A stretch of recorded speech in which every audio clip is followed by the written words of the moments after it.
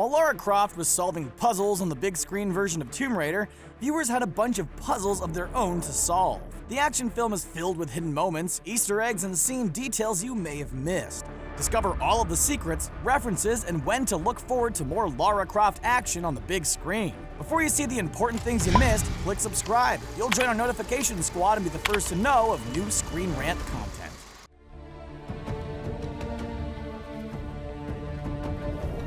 A familiar branch. In Tomb Raider, Lara Croft goes through a lot during her journey to find her father and discover the mysteries on the island of Yamatai. Along with high falls, gunshots, and getting rocked around the boat, one of Lara's most painful injuries comes in the form of a tree branch. As Croft parachutes down from an abandoned plane, her crash landing through some trees leaves a branch impaled on her side. If the painful injury looks familiar, it is! The Tomb Raider movie is heavily based off the 2013 video game origin story of the same name. During the opening moments of the game, Croft is seen hanging upside down. She frees herself, but the fall from her rope shackles lands her right on a branch. The branch stabs Croft in the same area, but the impaling occurs on opposite sides in the movie and video game. Just the thought of a branch piercing through our skin seems painful enough, and seeing it on the big screen made the gruesome scene feel more realistic than the game. Either way, Lara is able to rip the branch out, patch up her injury, and live on to fight another day. The rest of us would be calling in a Lifestar helicopter. Let's go! Pick it up!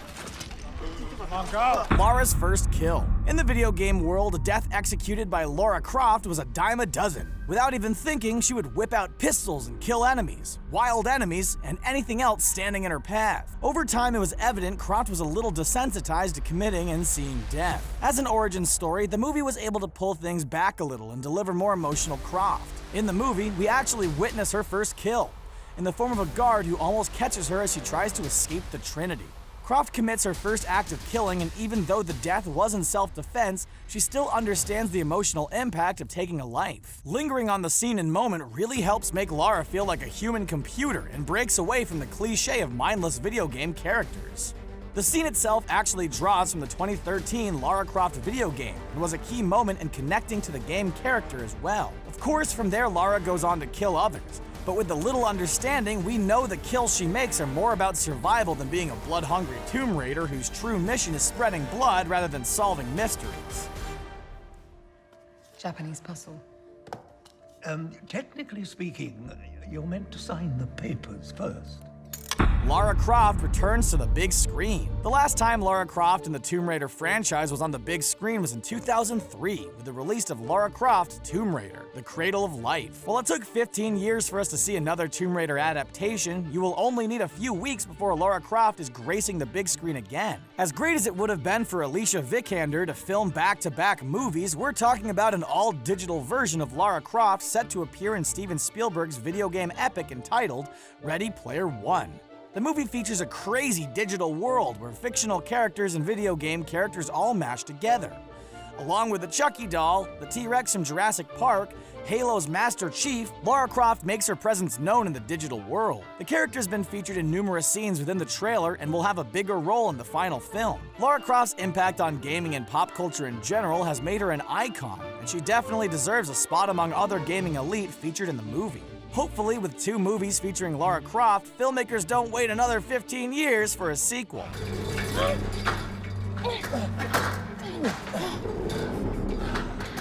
A second wave. Early in the film, Lara decides to venture out on a mission to bring her father back home. The journey Lara takes brings her aboard the Endurance ship. The ship features same name as the one in the 2013 video game, and unfortunately for Lara, the ship also suffers the same fate. A brutal storm and wave causes the ship to capsize and become destroyed. The ship's damage leaves Lara stranded on the island and is just the beginning of her action-filled adventure. The wave scene and whole destruction of the ship was done extremely well. A lot of the credit goes to the film's director, Roar Uthaug. Before Tomb Raider, Uthaug was best known for the international film entitled The Wave.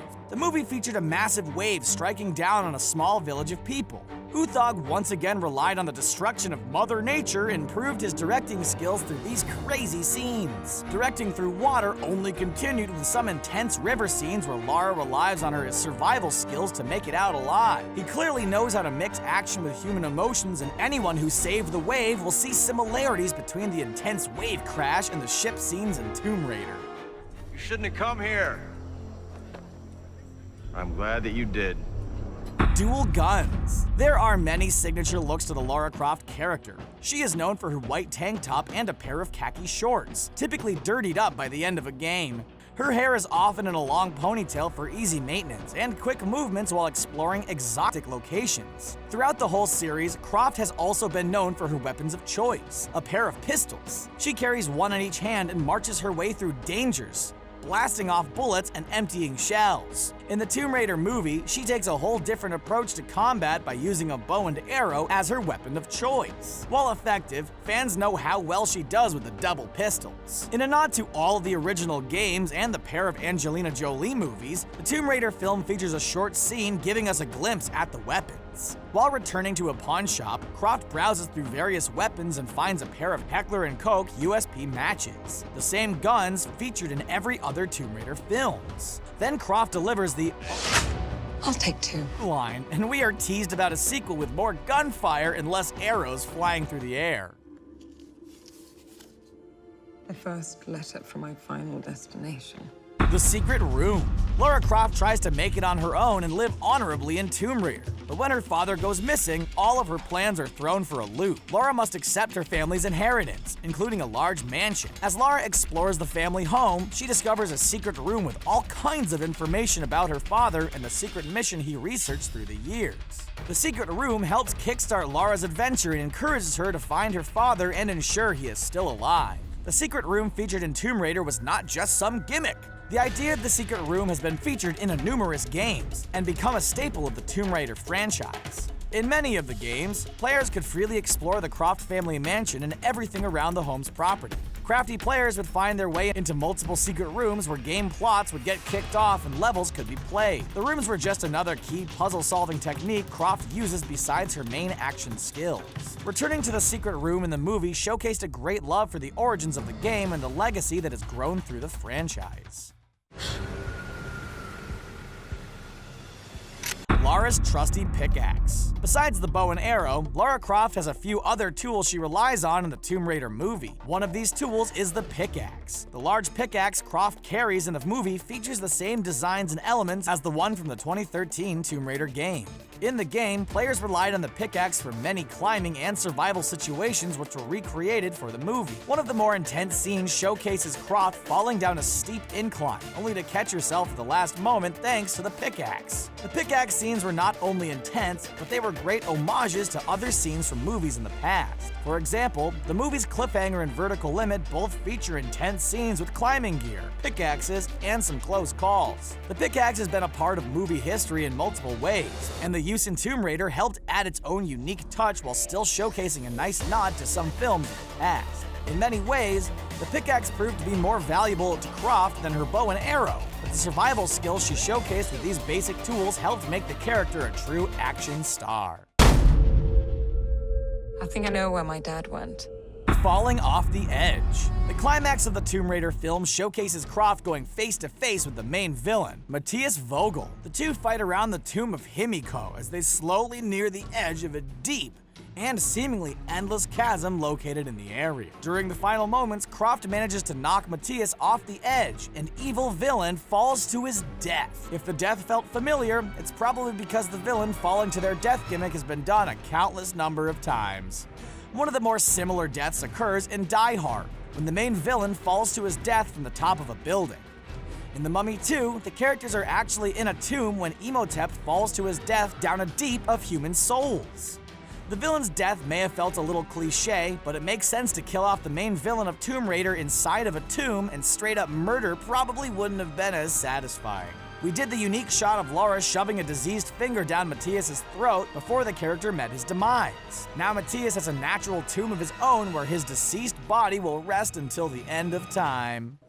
If you don't sign the papers, then everything your father worked for will be sold off. Not just the company, Croft Manor also. Indy's inspiration. One of the main plots in Tomb Raider is the expedition to discover the tomb of Himiko, so the powers of his body could be harnessed and used by the evil group known as Trinity. Naturally, getting to Himiko's body was a lot easier than it sounds. The whole journey to the body's tomb was blocked by a series of booby traps and puzzles Lara must solve or face an uncertain death. The action is exciting and pretty non-stop.